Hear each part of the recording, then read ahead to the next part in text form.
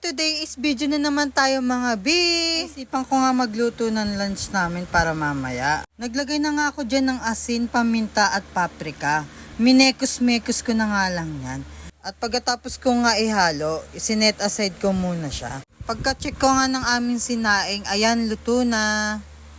At naisipan ko nga gumawa ng aming sabaw para iterno dun sa aming prito. Pinuksan ko nga muna ang aming kalan. Naglagay na nga ako ng mantika dyan para iprito na nga yung baboy. Inantay ko nga muna dyan yung uminit yung mantika. Habang hinahalo ko yung harina sa baboy. At sinalang ko na nga itong 3 baboy na to.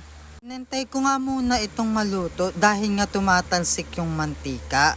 Habang inaantay ko nga maluto ang baboy, nagiwa muna ako ng mga rekado para sa aking sabaw. Binuksan ko na naman ang aking kalan. Lagay ko na nga dyan yung carrots at bawang. Nabay ko na nga yung sahog. Pagkatapos ko nga igisa lahat, naglagay na nga ako ng 4 na basong tubig.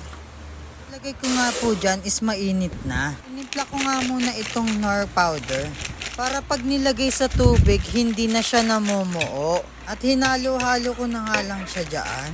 Pagkakulo nga ng mainit na tubig, nilagay ko na nga itong mga rekado para sa aking sabaw.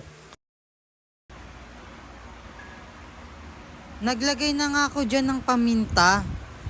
Sinabay ko na nga itong ilagay yung asin. At pagkakulo nga ng sabaw, ayan, hinalo-halo ko muna ulit. Pagkahalo nga nito, ay nilagay ko na nga itong itlog para hindi ma-overcook yung itlog. Sinabay ko na rin yung spring onion. Ayan, finally, let's eat. Kain tayo mga B.